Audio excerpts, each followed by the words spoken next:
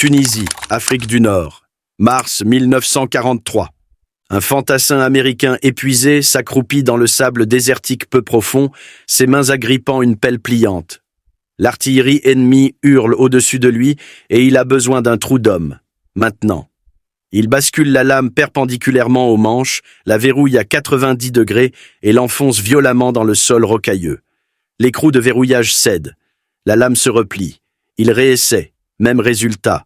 Autour de lui, des pelles allemandes capturées mordent profondément dans la même terre impitoyable, maintenues solidement par des soldats qui ont appris des mois plus tôt à quel outil ils se fiaient le plus sur le terrain. La pelle de tranchée américaine M1943 ressemble presque à l'identique à la Klapspaten allemande. Même conception pliante, même taille compacte, même lame multiposition. Mais il y a des différences cruciales, quelque chose d'invisible jusqu'au moment où vous en avez le plus besoin. Et ces différences frustrent les soldats américains qui peinent à creuser assez vite lorsque les obus commencent à tomber. Voici l'histoire de la façon dont les États-Unis ont copié l'une des innovations de terrain les plus brillantes de l'Allemagne, ont conservé presque toutes les caractéristiques visibles, ont changé des détails clés cachés et ont créé un outil qui semblait parfait, mais qui trop souvent échouait quand cela comptait le plus. Début 1943, les forces américaines en Afrique du Nord font face à une réalité brutale. La guerre mécanisée moderne exige de la vitesse, de la mobilité et la capacité à se retrancher rapidement. La pelle de tranchée M1910 à manche en T, portée par les troupes américaines depuis la Première Guerre mondiale, est une relique. Longue de 56 cm, large de 18 cm, non pliante, lourde, elle occupe un espace considérable sur le pactage d'un soldat. Le manche en bois utilisé sur la plupart des versions casse sous la pression. La lame se tord, et pire que tout, elle est lente à déployer lorsque le feu ennemi éclate, alors que chaque seconde compte. Un observateur de l'intendance en Tunisie documente la crise avec une clarté saisissante. Il écrit que la pelle de tranchée est l'un des rares équipements que le soldat de combat ne jettera pas, mais qu'il emportera réellement au combat avec lui. C'est probablement l'ustensile le plus utile en sa possession. Dans chaque nouvelle position qu'il avance ou recule, il est absolument nécessaire de creuser un trou d'homme. Quand des trous d'homme sont nécessaires, ils le sont généralement en urgence et profond. La M1910 ne peut pas offrir cette vitesse. Elle ne peut pas offrir cette profondeur et les soldats en souffrent. À travers le désert nord-africain, les troupes américaines regardent les prisonniers allemands défiler, portant des pelles pliantes compactes à leur ceinture. Ces Klapspaten allemandes se replient sur 47 cm. Elles se verrouillent solidement en plusieurs positions. Elles sont rapides à déployer. Elles sont fiables sous la pression. Et les soldats américains reconnaissent immédiatement ce que les ingénieurs allemands ont perfectionné des années plus tôt. C'est la pelle dont chaque fantassin a besoin. La Klapspaten allemande apparaît en 1938. C'est la première pelle pliante militaire jamais adoptée pour une utilisation massive par une armée majeure. Les spécifications des ingénieurs allemands demandent une lame en acier embouti bleuie, articulée sur un tube pliant riveté à un manche en bois dur. La caractéristique révolutionnaire est le mécanisme de verrouillage. Une collerette nervurée profonde en bakélite rouge qui se visse fermement autour de la tige du manche. 3 positions sont disponibles, pleinement étendues à 180 degrés pour le terrassement standard, perpendiculaire à 90 degrés pour couper les racines et le sol gelé, et repliée à 0 degré pour un transport compact. La collerette de verrouillage en bakélite est le génie du design. La bakélite est une thermodurcissable précoce, dure comme de l'acier une fois durcie, résistante aux extrêmes de température et, crucialement, elle offre une grande surface de préhension avec des rainures nervurées profondes. Un soldat peut serrer cette collerette à la main pour maintenir la lame rigide, même sous un fort effet de levier. La lame en acier trempé est robuste, conçue pour résister au choc. Le manche en bois dur est fixé par des goupilles en acier. Chaque composant est conçu pour des conditions de terrain exigeantes. Les troupes allemandes prouvent la valeur de la Klapspaten à travers la Pologne, la France et la Russie. Elles creusent des tranchées dans la terre gelée de Stalingrad. Elles tranchent des racines dans les forêts françaises. Elles survivent aux chutes des camions, aux impacts contre les rochers et aux variations de température de moins 40 degrés Celsius à 50 degrés Celsius à l'ombre. L'outil devient légendaire, et lorsque les forces américaines capturent des dépôts de ravitaillement allemands en Afrique du Nord, elles commencent immédiatement à amasser ces pelles pliantes. Les officiers de l'intendance remarquent leur popularité. En quelques mois, la Klapspaten allemande devient l'un des équipements ennemis capturés les plus prisés. Fin 1942 et début 1943, le Quartermaster Corps américain reconnaît la réalité. Les soldats américains ont besoin d'un outil de tranchée pliant. Les exemplaires allemands capturés fournissent un plan parfait. Les ingénieurs de l'armée dans les centres de développement mesurent chaque dimension de la Klapspaten. Ils photographient chaque caractéristique. Ils analysent la courbure de la lame, le mécanisme de charnière, la longueur du manche. Ils testent les positions de pliage. Et puis, ils commencent à fabriquer la version américaine. La pelle de tranchée M1943. La M1943 copie étroitement le concept de base. Elle présente une lame pliante fixée à une garde rivetée à un manche en bois d'une seule pièce d'environ 40 cm de long. La lame se verrouille à 180 degrés pour le travail de bêche. Elle se verrouille à 90 degrés pour une utilisation comme pioche et houe. Elle se replie à 0 degré pour le rangement dans un étui en toile. Les dimensions globales correspondent à l'original allemand. Le concept à 3 positions est préservé. La compacité est maintenue. La production commence en 1943 avec des fabricants incluant Ames Company, American Fork and Hoe Company et Wood Company. Différentes versions apparaîtront tout au long de la production, y compris des variantes ultérieures avec des fonctionnalités supplémentaires. Mais il y a des changements. Des changements qui semblent mineurs au stade de la fabrication. Les ingénieurs américains remplacent la collerette de verrouillage en bakélite allemande par un écrou fileté en aluminium plus simple, diamètre plus petit, parois plus minces, métal plus tendre, surface de préhension réduite. Des différences de fabrication dans la construction de la lame et l'assemblage la distinguent également de l'original allemand. L'écrou en aluminium ressemble à l'identique de l'extérieur. Il fonctionne lorsqu'il est d'abord serré et il rationalise la production pour une armée qui a besoin de millions d'outils sous l'intense pression de temps de guerre. L'écrou en aluminium s'avérera être une faiblesse significative dans trop de trous d'hommes, de la Tunisie au Rhin. La collerette en bakélite allemande offre une grande surface pour le serrage à la main. Des rainures nervurées profondes donnent aux doigts une prise exceptionnelle. Le matériau plastique dur résiste au dévissage et à la déformation sous pression. Un soldat peut serrer cette collerette avec confiance, verrouillant la lame solidement dans la plupart des conditions. Une fois serrée, la pelle allemande reste généralement verrouillée, même sous un effet de levier considérable, même lorsqu'elle est utilisée comme une pioche pour briser le sol gelé ou couper des racines. Le design n'est pas indestructible, mais il est construit avec une marge substantielle pour les abus sur le terrain. L'écrou en aluminium américain est plus petit, plus fin, fabriqué en alliage d'aluminium mou qui peut s'user et se déformer sous la contrainte. Les filets sont plus fins.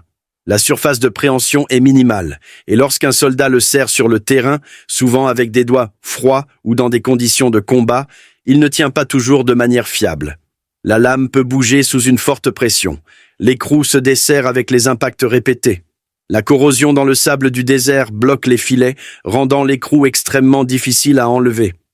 Des vétérans se rappelleront plus tard le processus frustrant de débloquer des écrous coincés, utilisant divers outils et techniques, des heures de travail sur des filets corrodés. La construction en aluminium crée des problèmes persistants. Dans l'utilisation sur le terrain, les conséquences sont frustrantes et potentiellement dangereuses. Un soldat verrouille sa M1943 en position à 90 degrés, se préparant à attaquer un sol rocailleux.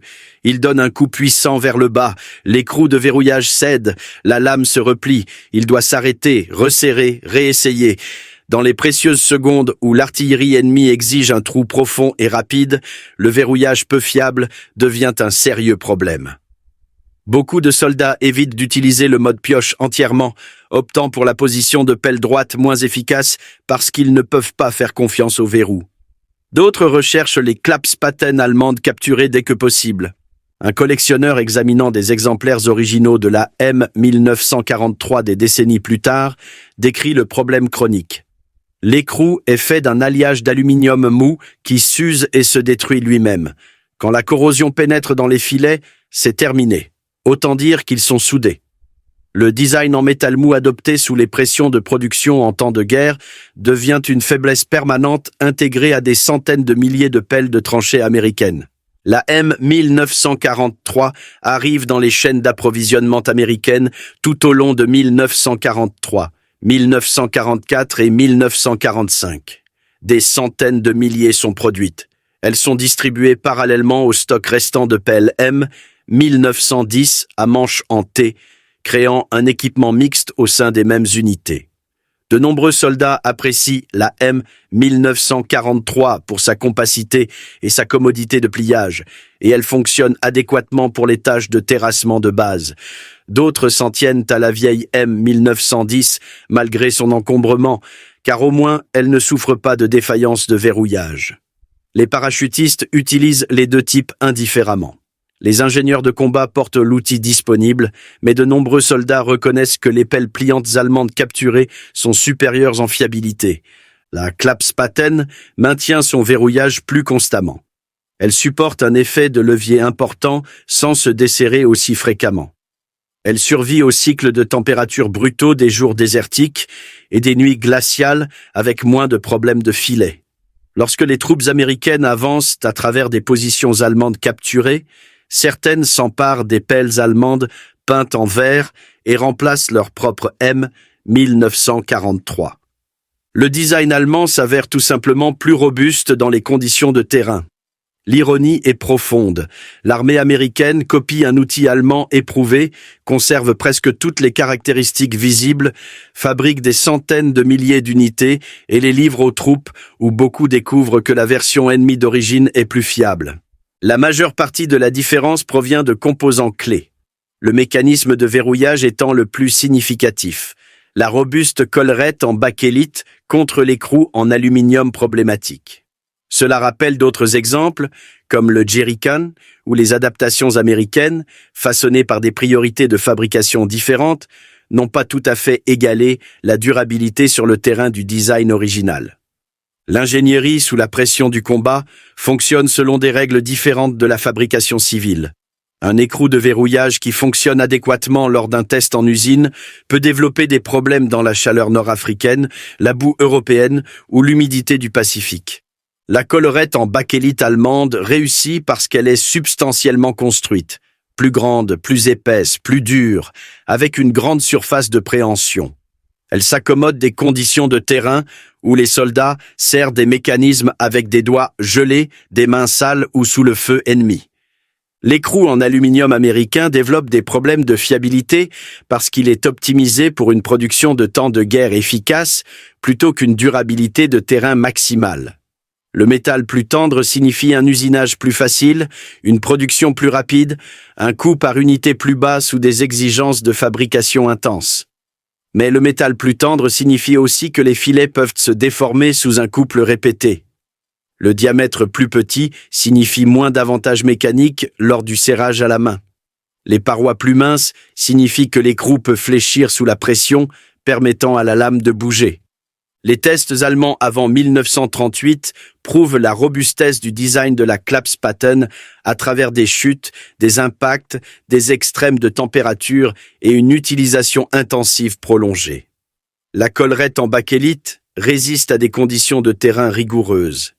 Les ingénieurs américains en 1942 et 1943, courant pour équiper une armée en expansion rapide sous une énorme pression de production, adoptent un design d'écrou de verrouillage plus simple. L'hypothèse qu'il s'avérera adéquate ne résiste pas aussi bien à une utilisation prolongée sur le terrain, et le coût se mesure en soldats frustrés, en temps perdu à lutter avec des verrous peu fiables, et en la réalité inconfortable que les pelles ennemies capturées surpassent souvent les américaines en durabilité. La M1943 reste en service américain pendant la Seconde Guerre mondiale, la guerre de Corée et jusqu'à l'ère du Vietnam. Le mécanisme de pliage de base s'avère suffisamment réussi pour que les designs ultérieurs, les pelles de tranchée M1951 et M1967, adoptent des concepts de pliage similaires avec des systèmes de verrouillage améliorés. Mais les problèmes chroniques de l'écrou de verrouillage de la M1943 persistent tout au long de sa durée de vie. Des décennies plus tard, les vétérans et les collectionneurs restaurant des exemplaires originaux de la M1943 rencontrent les mêmes écrous en aluminium coincés, les mêmes filets déformés, les mêmes frustrations qui ont tourmenté les soldats en 1943. L'héritage de la Klapspaten perdure. Les armées allemandes d'après-guerre continuent d'utiliser des pelles pliantes avec des collerettes de verrouillage robustes. Le design de base influence les pelles de tranchée dans le monde entier. Les pelles pliantes modernes, qu'elles soient militaires ou civiles, comportent universellement des mécanismes de verrouillage solides parce que les ingénieurs ont finalement appris ce que les concepteurs allemands savaient en 1938. Le verrou est tout. Une pelle qui se replie quand vous ne le voulez pas est pire qu'inutile. Elle sape tout le but de l'outil. L'histoire de la M1943 révèle un schéma qui se répète à travers les acquisitions militaires en temps de guerre. Les ingénieurs travaillant sous une intense pression copient des innovations étrangères, analysent les caractéristiques visibles, effectuent des changements dictés par les contraintes de production et les capacités de fabrication, et livrent parfois un équipement qui semble correct mais développe des problèmes de fiabilité sous la pression prolongée du terrain. Les coutures laminées sur les jerrycans américains, l'écrou en aluminium sur la pelle de tranchée M1943. Dans les deux cas, les fabricants américains ont conservé les caractéristiques évidentes et ont changé celles qui l'étaient moins. Dans les deux cas, l'expérience sur le terrain a révélé que ces détails importaient plus que les évaluations initiales ne le suggéraient. Un fantassin allemand en 1943 porte une Klapspaten à sa ceinture. Il verrouille la lame à 90 degrés. Il l'enfonce dans la terre russe gelée. La collerette en bakélite tient solidement. La lame mord profondément. Il creuse un trou d'homme qui pourrait lui sauver la vie. L'outil fait ce pourquoi il a été conçu, de manière fiable, dans des conditions de terrain exigeantes. Un fantassin américain la même année porte une M1943 à sa ceinture. Il verrouille la lame à 90 degrés. Il l'enfonce dans la roche nord-africaine. L'écrou en aluminium cède. La lame se replie. Il jure, resserre, réessaie. S'il a de la chance, il finira son trou d'homme avant le prochain barrage d'artillerie. S'il n'en a pas, il regrettera de ne pas avoir saisi l'une de ces pelles allemandes plus fiables quand il en a eu l'occasion. La différence entre ces deux soldats n'est pas le courage, l'entraînement ou la détermination. C'est un mécanisme de verrouillage. Des composants clés, des détails qui semblaient mineurs lors d'une production rapide en temps de guerre, mais qui se sont révélés critiques sur le terrain. Les détails que les soldats utilisant les outils dans des conditions de combat comprenaient comme étant plus importants que tout, parce que lorsque l'artillerie s'abat et que vous avez besoin d'un trou assez profond pour survivre, vous n'avez pas besoin d'une pelle qui a l'air bien. Vous avez besoin d'une pelle qui fonctionne de manière fiable. Vous avez besoin d'un verrou auquel vous pouvez faire confiance. Vous avez besoin de la seule caractéristique dont chaque soldat avait besoin, un outil qui ne se replie pas quand vous ne le voulez pas.